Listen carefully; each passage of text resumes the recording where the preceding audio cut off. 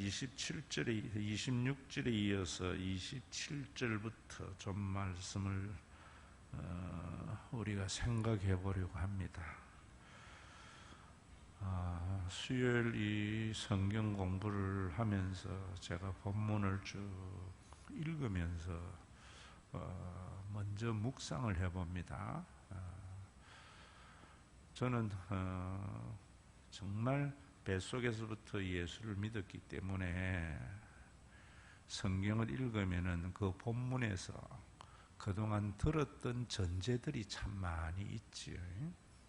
일단 그걸 제하려고 합니다.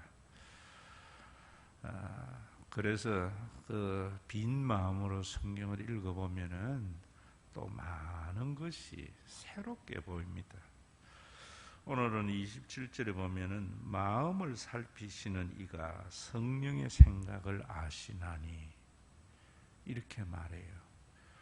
그게 보면은 지난번에 여러분들에게 말씀드릴 때에 이와 같이 성령도 우리의 연약함을 도우시나니 우리는 마땅히 기도할 바를 알지 못하나 오직 성령이 말할 수 없는 탄식으로 우리를 위하여 친히 간구하시느니라 라고 할 때에 우리가 기도를 뭘 해야 될지 모를 때 우리 안에 성령께서 친히 탄식하며 우리를 위하여 간구하신다.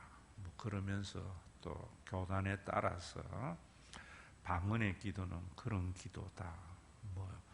또 개혁주의 장로교회에서도 기도에는 하나님께서 하면은 우리 안에서 성령이 우리의 기도를 도우신다.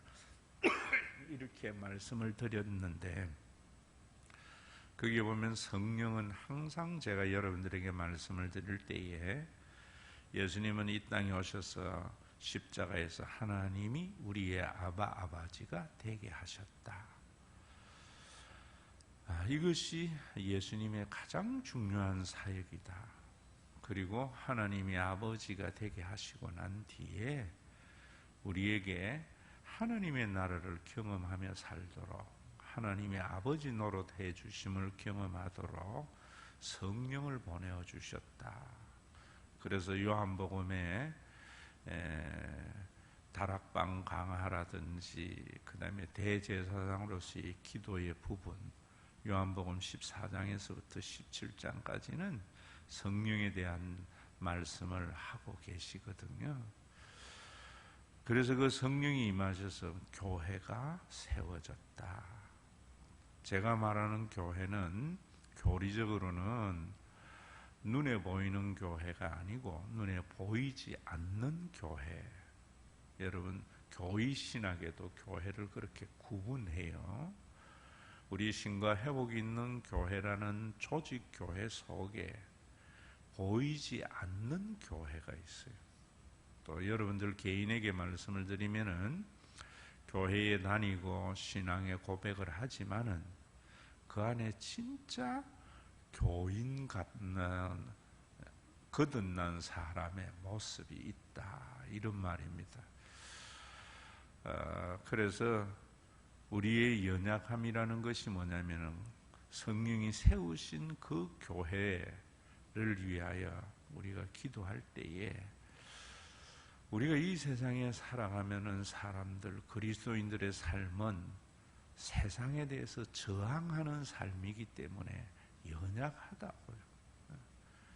그래서 성령이 마땅히 말할 수 없는 탄식으로 우리에게 기도할 바를 알게 한다. 그 말 속에는 또 무엇이 내포되어 있어요? 사람들이 예수 믿는 사람, 교회에 다니는 사람이라도 기도할 바를 알지 못한다는 말이 내포되어져 있잖아요. 그 기도하는 바를 알지 못하는 것은 뭐냐면은 지난 주일도 제가 말씀을 드렸지만은 우리의 마음의 욕망을 따라서 내가 부자 되기를 바라고 자녀가 잘 되기를 바라고 우리나라 잘 되기를 바라고 이런 기도는 교회에 안 다니는 사람들도 해요. 제가 옛날에 목회했던 대구 803 갓바위에 가면은 얼마나 많은 사람들이 와서 기도하는지 몰라요. 근데 그 기도 보면은 그런 기도 하거든요.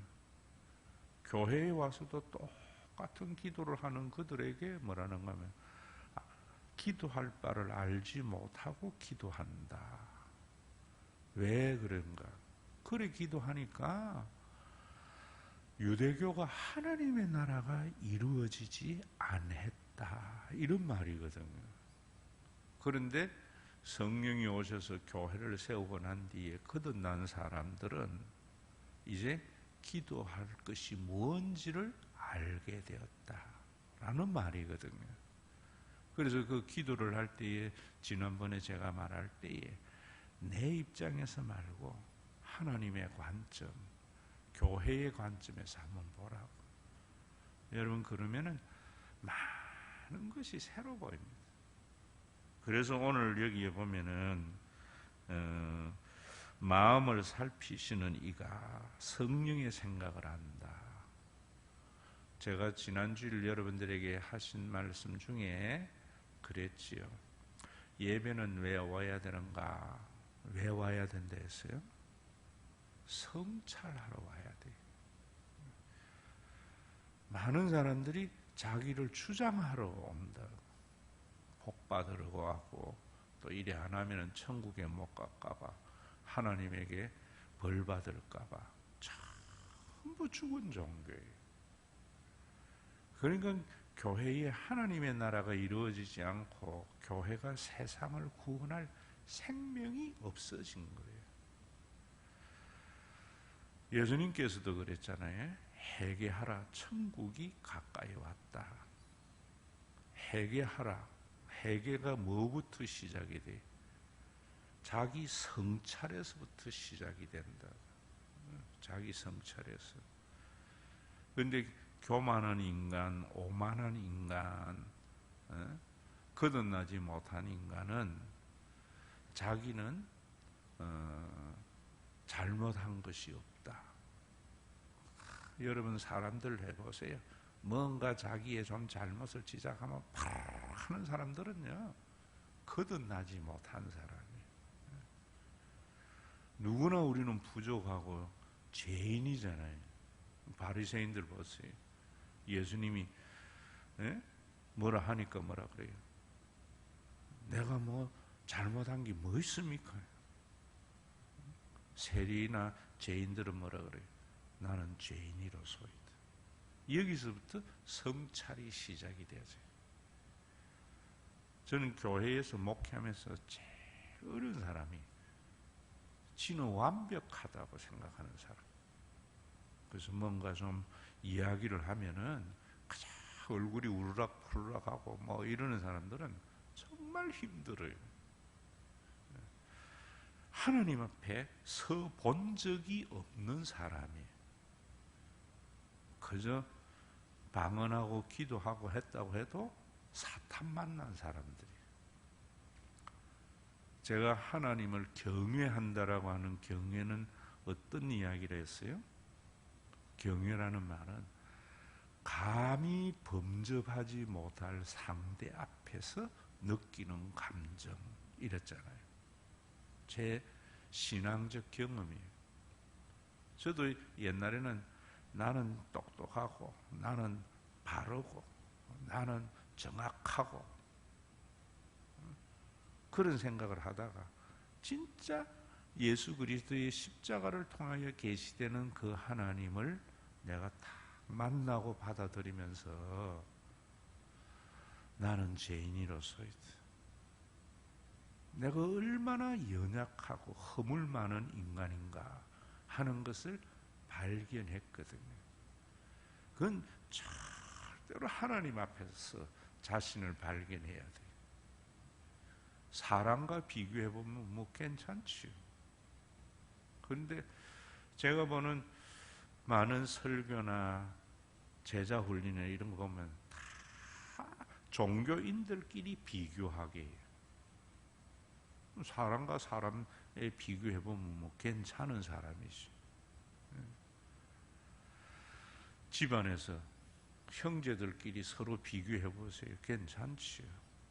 근데 진짜 아버지의 본질 앞에서 자기를 탁 보면 나는 불효자구나. 감히 범접하지 못할 그 부모의 본질을 본 자지요. 어떻게? 십자가에서. 어떻게? 나하고 전혀 다른 아버지의 삶 속에서. 나하고 전혀 다른 아버지의 삶이 뭐예요? 아버지는 자기를 위해서 돈 버는 것이 아니고 나를 위해서 버는 거구나. 오늘도 여러분 이 수요일 날 유튜브를 듣든 뭐 했든 이 시간은 여러분들의 삶에서 굉장히 중요한 시간이에요. 예배에서. 어떻게 중요하는가? 성찰의 시간이 돼야 돼요. 성찰의. 그래서 제가 지난주일 여러분들에게 말씀을 드렸던 것 중에 뭐라 했어요? 언제나 우리는 가는 방향이 바른 방향인가 그걸 봐야 된다 했잖아요. 빨리 가는 게 중요하지 않다고 했잖아요. 성찰이라는 것은 내가 가는 방향이 바른가. 그런데 세상은 전부 빨리 가는 것을 말을 하거든요. 그래서 제가 두 가지 여러분들에게 지난주에 말씀드렸잖아요. 지금 우리나라의 가장 큰 문제가 뭐예요? 공정하지 못하다. 공의로운 나라가 아니다. 라는 거잖아요. 그래서 그 원인을 여러분들에게 제가 말씀드릴 때에 자본주의의 가장 큰 위기가 그런 것이다. 자본주의는 좋은 거예요. 어떤 면에서 빨리 가게 하고 생산이 많아지게 하고 풍요롭게 하는 것은 좋은 건데 자본주의의 어두운 그림자가 뭐라 그랬어요? 불평등과 기후위기. 그래서 자본주의를 제대로 아는 사람들은 인간이 22세기를 맞이할 수 있을까? 이런 위기가 있다. 독일은 여러분 여러 가지 역사적인 가오도 많지만은 독일의 뿌리는 신성 로마 제국이 프로이센. 다시 말하면 뭐냐면은 독일은 기독교 국가예요.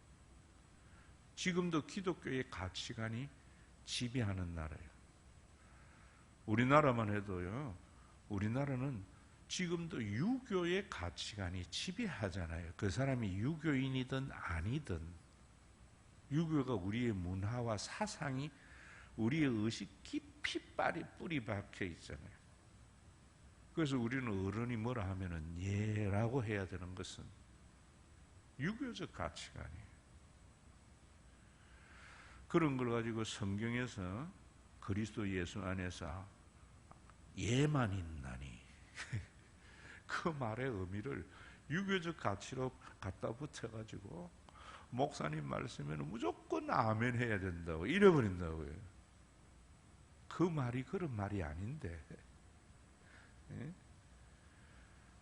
여러분 유대인들에 대한 미국은 다문종 다인종 사회니까 특히 미국 뉴욕 이런 데서 산 사람들은 유대인의 모습을 많이 보지요. 근데 우리 한국 사람들이 유대인하고 참 사귀기가 힘든 게 뭐냐면 유대인들은 뭐라고 이야기해요? 선생이 뭐라 해도 왜 그래야 되는데? 네? 달라드는 게 일상이래요. 우리가 유교적 관점에서 우리에게는 뭐 저런 학생이 있나 싶은데 끊임없이 그 사람들은 비판하고 그러니까 좌우지간 뭐 같이 우리나라의 문화에 익숙한 사람들은 살기가 참 힘든 사람들이 유대인들인데 그들을 능가하는 사람이 이제 중국 사람이라네요. 여러분, 제가 여러분들에게 지금 말씀드린 게 성경에는요, 우리가 하나님의 진리 앞에 순종인데 그 진리에 순종하기 위해서 우리가 항상 우리 속에 아멘이 되려면은 먼저 이런 부분들 앞에서 제가 여러분들에게 지금 말씀드리는 게 뭐예요?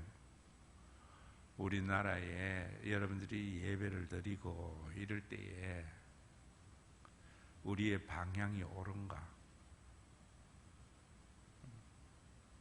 그걸 제가 지난번에 주일날 여러분들에게 두 가지 말씀드렸지요. 하나는 우리가 공의로운 나라가 되지 못한 것은 풍요로워졌지만 자본주의의 산물로 그래서 우리가 불평등과 기후위기 이런 거 많은데 우리나라는 이번에도 지금 대선을 보면서 많은 사람들이 윤석열이가 될까 이재명이 될까 초미에 관심을 가질 때 저는요 한숨이 나더라고요. 왜? 독일에는 그런 것은요 별 문제가 아니에요. 지금 IMF가 아니라 우리가 코로나 위기도 독일에는 큰 이슈가 아닌데 무엇이 이슈가 됐는가? 기후 이상. 응? 기후 위기. 이런 게 총선의 위기라고요. 얼마나 우리하고 다른 가치의 삶을 살아가요. 얼마나 다른 거죠. 왜 그런가? 성찰이 있었거든요. 우리가 가는 길이 바른 길인가? 물론 뭐 독일이라고 제가 여러분이 이야기할 때에 그 사회가 다 그런 건 아니에요. 거기에도 여러 가지 이런 것이 있지만 전체의 흐름에 있어서 그렇다 이런 말입니다.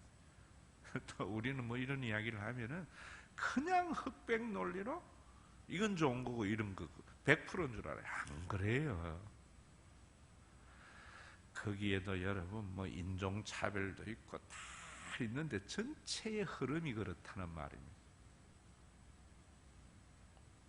방향이라는 게 전체의 흐름이 바르게 가야 되거든요. 제가 이 공의로운 사회에서 그게 이슈가 되니까 잘 잡은 거죠. 윤석열이가 대통령이 당선됐는데 저는 절대로 그에 의해서 공정한 나라가 세워지지 않는다. 전혀 기대 걸지 않아요. 여러분 IMF 이야기했잖아요. 제가 여러분들에게 IMF와 코로나19를 바라보는 것이 달라야 된다고. 그게 선지자예요. 그런 걸 각성케 하는 것이 목사의 역할이에요. 종교인 만들어내는 게 아니고요. 얼마나 인간은 왜곡됐는지 몰라요. 사람에 대한 것이나 사건에 대한 것이나 제가 여러분들에게 말씀드릴 때에 선한 사람과 악한 사람은 1% 차이라고 이야기했잖아요. 그 나무에 그 발이 비벼라는 게 그런 말이에요. 그런데 우리는 선한 사람은 100% 선하고 악한 사람은 100% 악한 줄 아는 거예요. 그러니까 정죄가 생기고 진영이 생기는 거예요. 우리 진영도 저 진영하고 1% 차이인 줄 알아야 돼요. 1% 차이. 이 말씀을 여러분들이 각성해야 돼요. 이 시간에. 이 시간. 그래야 하나님이 통치하는 하나님의 나라가 이루어지는 거예요. 김영삼 대통령을 우리는 실패한 대통령, 김대중 대통령을 성공한 대통령 다 뭐 관점에서 봤어요? IMF의 관점에서만 봤어요. 그래서 지난주에 제가 오늘 우리가 지금 누리고 있는 것이 다 김영삼의 그 무식하면서도 용감한 개혁, 무식하면서도 용감한 개혁이 군정과 IMF예요. 김대중 대통령 같은 머리 좋은 사람은 절대로 할 수 없어요. 군정 종식할 때 여러분 권영회를 내세워가지고 하루아침에 그것도 보세요. 얼마나 주일날은 이런 설교를 다 못했는데 저는 그때의 그런 부분들 기억하고 있거든요. 6월 달에 제일 먼저 뭐 했는가 하면은 군대의 정보를 담당하는 기무사, 보안사부터 탁 바꿨어요. 그리고 군 장성들 진급이 보통 연말에 있거든요. 그래서 12.12 사태가 일어났던 거예요. 그걸 반면교사로 해가지고 군 장성 그걸 땡겼어요. 아마 9월인가 땡겼다. 예측하지 말아요. 수뇌부를 다 바꿔본 거예요. 쿠데타 뭐 일어나요. 그리고 하나회를 척결해낸 거예요. 아무도 손 못 대는. 여러분 뭐 우리는 지금 그런 거 쉽게 생각하지만 미얀마 한번 보세요. 미얀마만. 우리가 미얀마하고 다른 게 뭐 있었어요? 그 강력한 아웅산 수치도 한 방에 날아가 버리고 지금 뭐 거기 군인의 힘이 군부의 힘이 그걸 척결한다는 거는요 엄청난 거예요. IMF도 마찬가지예요. 금융실명제 지금도 여러분 보세요. 얼마나 기득권층들의 여러분 반발이라는 것은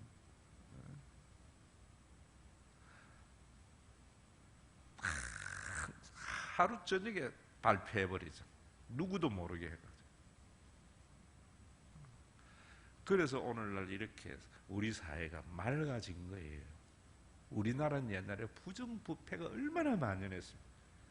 이런 금융실명제를 해도 지금도 5만 원권에 하니까 얼마나 많은 블랙마니들이 존재해요.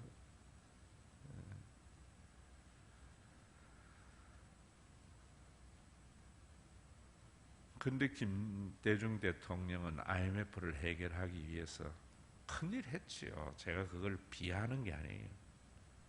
그런데 방향을 생각 못했다. 빨리만 생각했다. 방향 생각하지 못한 게 뭐예요?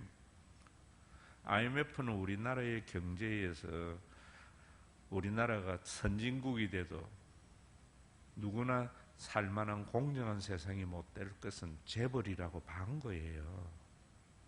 그래서 재벌 개혁을 요구했는데 금모으기나 공적 자금 다 기업 줬잖아요. 그리고 또 뭐 했어요? 지금 비정규직 얼마나 말이 많아요. 언제 그 길 열어줬어요? IMF 때 기업들에게. 뭐 그것만 했습니까, 여러분? 하청업체 단가 후려치는 거. 아마 IMF 때 제대로 됐으면 우리 전 장로님은 괜찮을 거예요. 왜냐하면 지금 생각해 보세요. 그때의 타이어의 마진하고 지금 마진하고 한번 생각해 보라고. 그때의 마진하고 지금 마진은 제가 볼 때의 대리점이나 이런 데서는 말이 안 될 거예요. 근데 사람들은 이제 대리점끼리 경쟁해서 그렇다고 생각하거든요. 그 대리점 마진을 줄여서 자기 기업을 살리려고 하는 거예요. 금호가 타이어가 기술을 개발해가지고 생산성을 높여가지고 이유를 창출해야 되는데 쉬운 게 뭐예요? 직원들 봉급 깎고 대리점 마진 줄이고 그러면 생산성이 안 높아도 기업은 존재할 수 있잖아요. 그게 좀비 기업이에요. 그러니까 방향이라는 것을 오늘도 여러분들이 여기에서 마음을 살피시는 이가 성령의 생각을 한다. 성령의 생각이 뭔지를 제가 말하기 위해서 지금 마음을 살피는 것을 말하고 있어요. 이런 게요, 목사님의 설교가 돼야 돼요. 왜냐하면 목사님의 설교는 여러분들을 데리고 천국 가는 게 아니라니까요. 예수님이 그런 말씀하셨잖아요. 내가 온 것은 너희로 하여금 천국에 데려감이 아니고 악에게 빠지지 아니하고 보존되게 하려 함이라. 근데 이런 말은 안 하잖아요. 왜 그런가? 그런 것이 언어의 기만술이라는 거예요. 그런 기만된 언어의 사람들이 다 현혹되어서 종교인으로 전락해서 교회가 세상에 빛이 안 돼도 존재하게 하는 사탄의 어두운 역사예요. 그래서 사탄은요, 절대로 나쁜 모습이 아니에요. 천사의 모습으로 나타나요, 여러분들에게. 우리는 사탄은 굉장히 무서운 것으로, 전부 그런 게 뭐냐면은 우리를 속이는 잘못된 문학 이런 데에서 나오는 거지.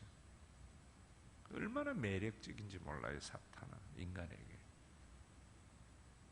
그래서 지배한다. 제가 코로나19 요엘서 읽어보라는 게 그거예요. 위기 극복. 지금도 K방역이나 전부 위기 극복만 하잖아요. 제가 여러분들에게 코로나19 때 요엘서를 하면서 뭐예요? 위기 극복이 아니다. 전화위복이다. IMF 위기 극복이 아니고 전화위복이다. 경제가 성장해서 이제는 빈부의 격차가 많아질 때 IMF를 통해서 공의로운 하나님의 나라를 우리나라에게 주려고 하나님이 징계한 건데 위기 극복해버리니까 더 심화돼 버린 거예요. 코로나도 마찬가지입니다. 코로나를 통해서 우리가 어떻게 전화위복의 기회를 되는가 깊이 생각해야 돼요.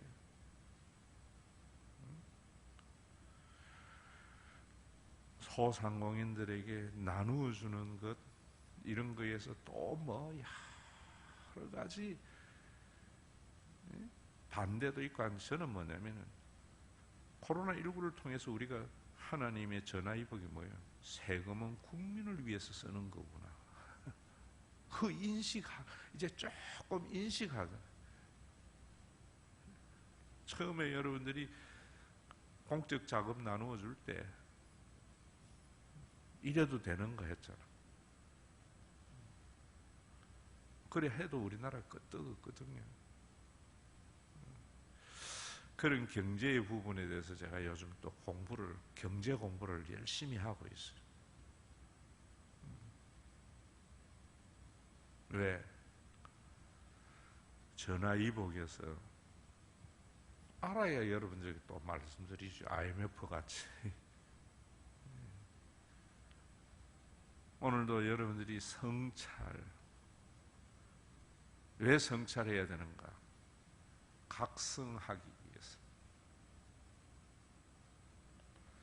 성찰만 하면 안 돼요. 각성해야 돼요. 내가 잘못 생각하고 있구나.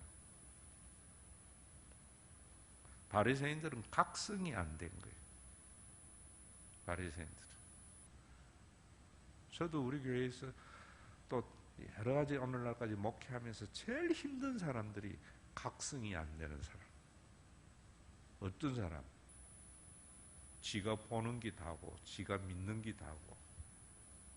그래서 제가 여러분들에게 사는 대로 생각하지 마세요.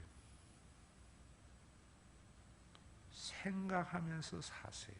이게 마음을 살피시는 이가 성령의 생각을 하네. 대부분 저에게 저항하고 이런 사람들 보면 뭔가 하면은 다 사는 대로 생각해 버리는 거예요. 그걸 제가 여러분들에게 선입견이라 했잖아요. 종교적인 선입견. 내 종교적인 선입견이 과연 성경에 옳은 것인가? 여러분들, 우리 교회 여러분들이 지금 생각하고 있는 여러 가지 것들 저는 다 알거든요. 목사님들하고도 이번 주에도 또 많은 카톡 주고받으면서 많은 그런 거 했는데 지가 생각하는 거 다 알아요, 나는. 그런데 다르게 말하거든. 왜 저분이 그런가 하는 생각을 해야 되는데 지 생각을 가지고 판단해 버린다고. 그래서 책 읽으면서 제가 여러분들에게 어떻게 책 읽으라 그랬어요? 왜 목사님이 이런 말씀을 하셨지? 그 생각 없이 책을 읽어버리면 아무런 유익이 없어요. 설교 다 들은 거네. 그래서 제목을 하나님의 본심을 알게 하는. 여러분, 사람이 되려고 할 때 애들이 보세요.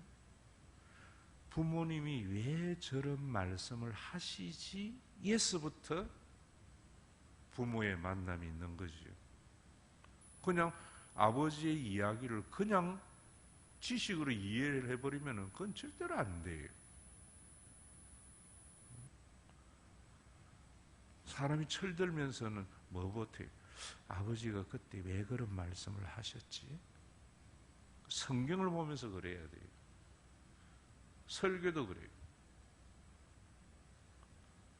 자기하고 수준이 같은 줄 아는 거예요. 아버지를. 목사님은 자기하고 수준이 같은 줄 아는 거예요. 하나님은 인간의 수준이 같은 줄 아는 거예요. 그런 사람은 안 변해요.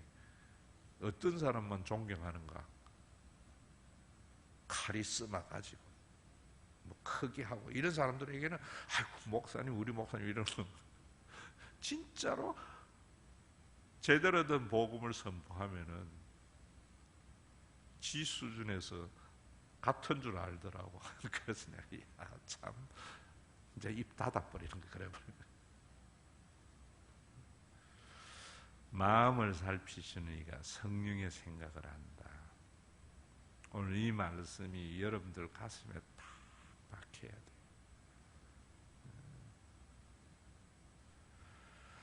그래야 교회가요, 교회다워져요. 하나님의 나라가 우리 가운데 이루어지는 거예요.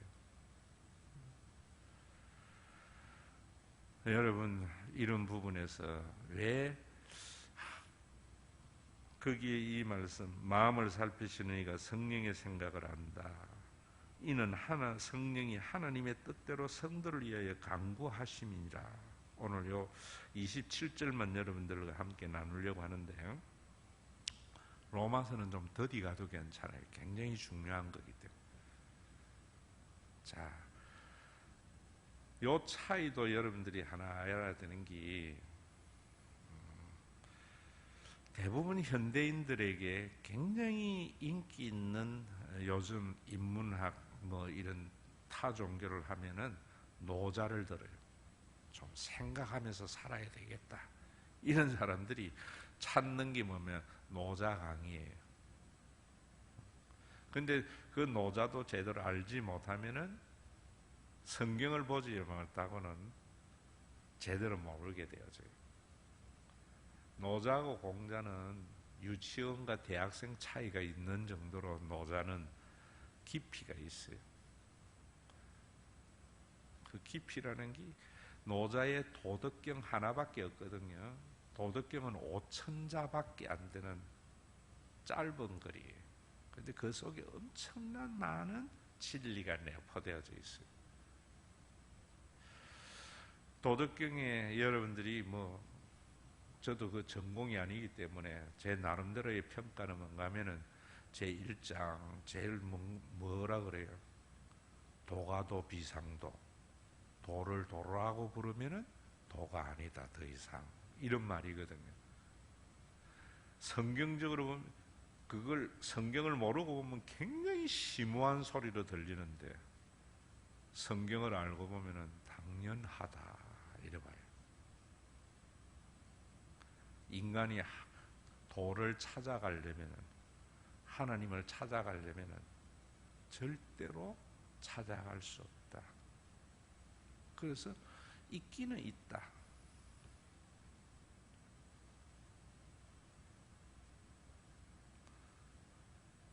성경은 계시에서부터 시작이 되죠. 그러면서 하는 소리가, 도덕경에서 제일 보편적으로 사람들에게 쓰는 말이 상선약수라는 말이거든요. 그것이 어떻게 보면 도덕경이 주장하는 모든 것 중에 저는요, 그 안에 다 포함된 것이 아닌가 이런 말을 생각을 해요. 이 노자는 자연 속에 들어가서 세상을 초월해서 신선으로 살자 이게 아니고요.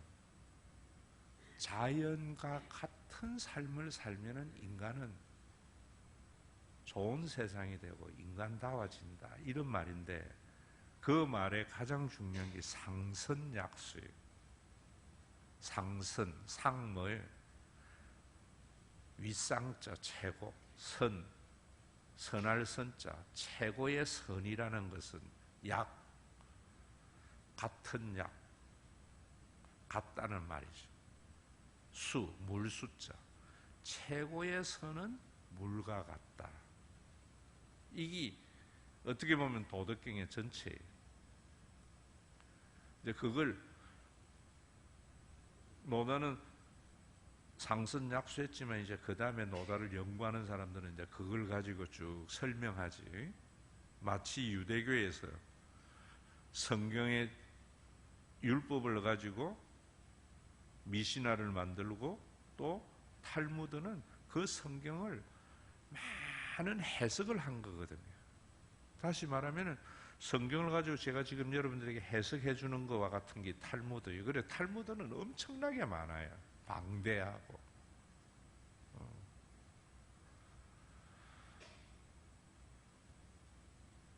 상선약수, 물과 같다. 대부분 많은 해석이 뭐예요? 물처럼 살려고 하는 것들이 사람들이 많지요. 물은 뭡니까? 위에서 아래로 흘러요. 물에는 막히면 돌아가요. 막힌다고 멈추는 것이나 이런 게 없어요. 항상 큰 바위돌이 있어도, 그래서 물은 절대로 무엇과 다투지 않잖아요. 그래서 흘러가는 거예요. 그래서 상선약수라는 게 인생이 한마디로 이야기를 하면은 다투지 않고 모든 것을 이롭게 하는 것은 물이다. 그래서 인생은 다투지 않고 모든 것을 이롭게 하면서 사는 인생이 되어야 된다. 뭐 그런 말이거든요. 그런데 그거 누가 모르나? 그거 누가 모르나? 이게 성경하고 모든 진리의 차이예요.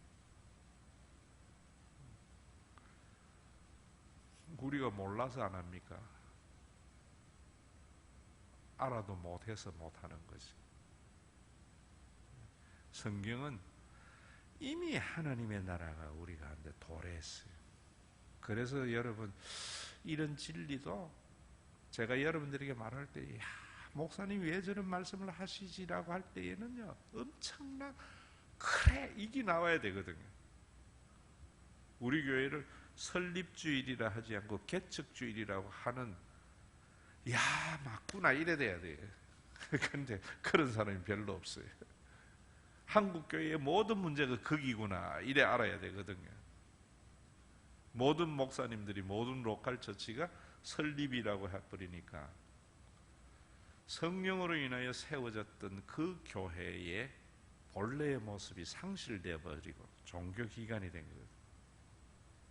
목사님이 왜 개척교회라고 개척기념주의라고 했느냐 하는 것에 대해서 여러분들이 깊이 생각해보면 정말 머리에 번개를 치듯이 쳐야지 우리 교회가 되기를 시작하는 거예요. 그냥 우리 교회는 뭐 설립주의를 안 하고 개척주의를 해 자기식으로 이해한 거예요.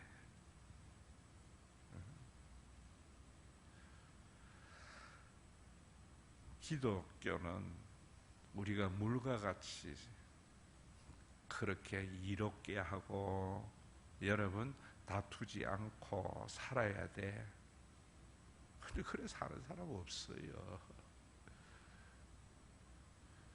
기독교는 우리는 이롭게 하고 싶은데 안 되는 인간이야. 다투지 않고 싶은데 다툴 수밖에 없는 인간이야. 그런 인간을 위해서 하나님께서 성령을 보내어줘서 교회를 세우신 거야. 그래서 성령이 세우신 교회가 어떤 모습일까? 이 교회에 내가 있게 된 것에 대한 감사. 그래서 우리 교회에서는 제가요, 참 놔두기도 해요.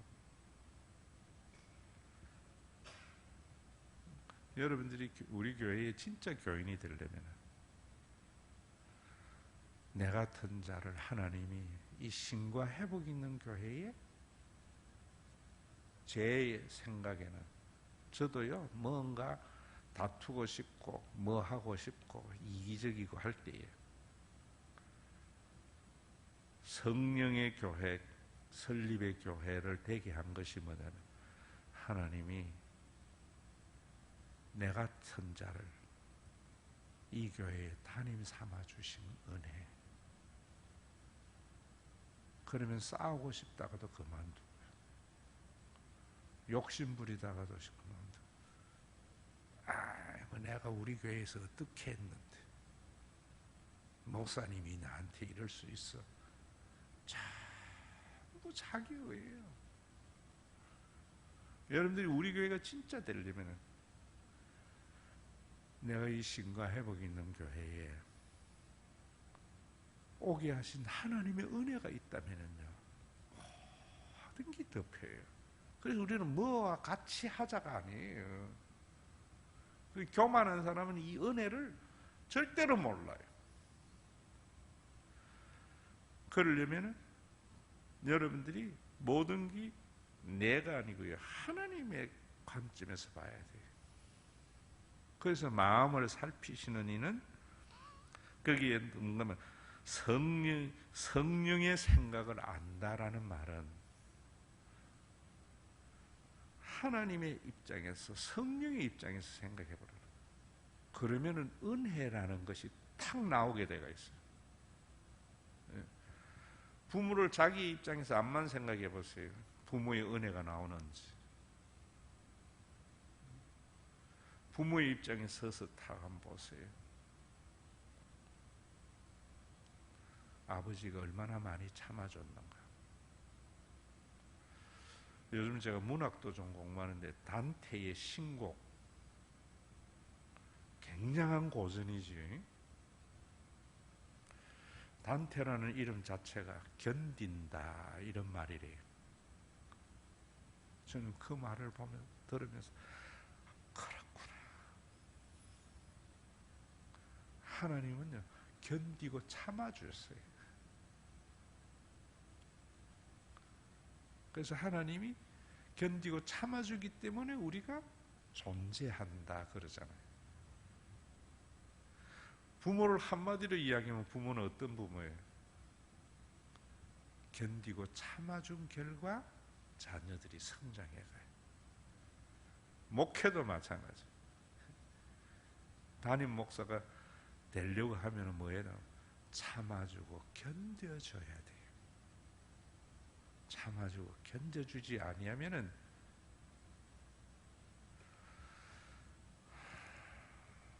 저는 윤석열 대통령 되면서부터 제일 걱정이 그래요. 저 사람이 참아주고 견뎌줄까? 요즘 뉴스 잘 보도 안 하는데 진짜 두려워요. 왜냐면 컴퓨터 켜면 나오는 게 뭐 위에 조그만하게 네이버 위에 나오잖아요.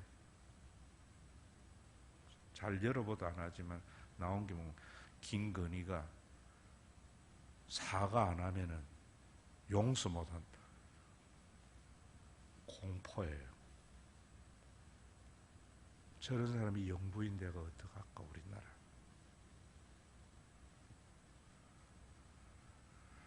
모든 지도자는요 참아주고 견뎌줘야 돼요.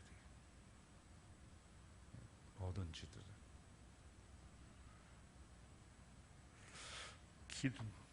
기도 제목이 많아져요.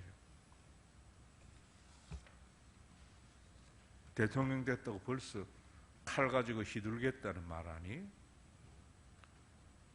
사과 안 하면은 용서하지 않겠다고, 고소 취하하지 않겠다.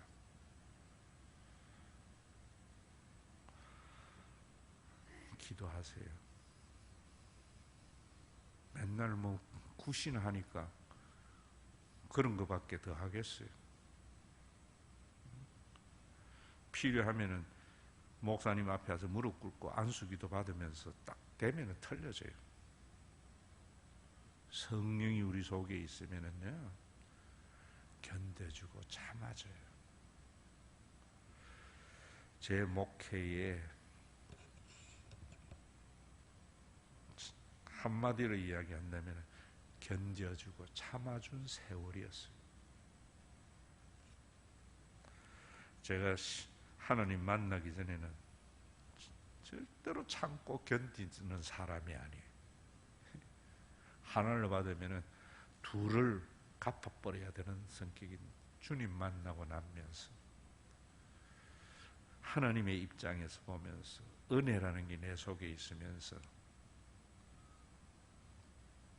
문득문득 내 본성은 나오지만